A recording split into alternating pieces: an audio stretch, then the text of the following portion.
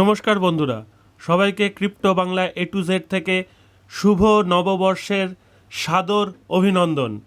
আশা করছি এই বছরটা আমরা বুল রানে অনেক কিছু করতে পারবো। সঙ্গে থাকুন, সারা বছর অনেক কিছু ভিডিও আপডেট সব আসবে। টেলিগ্রাম চ্যানেল জয়েন করে নিন, লিঙ্ক ডেসক্রিপশানে দেওয়া থাকবে। আর অবশ্যই ভিডিওগুলো পছন্দ হলে লাইক করবেন। তো প্রথমে দেখা যাক জুতে আমরা কি করব। প্রথম টাস্ক হলো ডেলি রিওয়ার্ড ক্লেম, আর আমি অলরেডি আজকের রিডল আর রিবাস কমপ্লিট করে ফেলেছি, আপনাদের সাহায্য করে দিচ্ছি।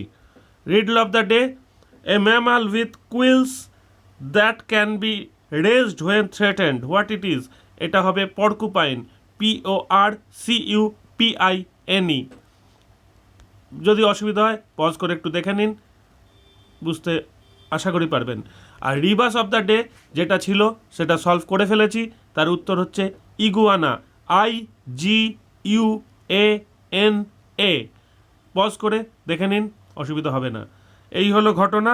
আর একটা ঘটনা যেটা ঘটেছে এখানে, সেটা হচ্ছে যে আপনাকে এই যে একটা ফুডের ছবি দেখতে পাচ্ছেন, এটা হচ্ছে আপনাকে প্রতিদিন বা 2 দিন অন্তর অথবা 7 দিনে আপনার যতগুলো অ্যানিমাল কেনা আছে সেগুলোকে খাবার দিতে হবে, নইলে অবশ্যই ওরা মরে যাবে।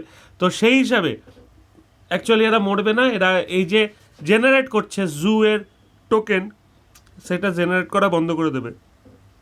তো আপনি যদি 7 দিনের জন্য চান তাহলে প্রায় 30,000 ধরে নিন, একটা কম।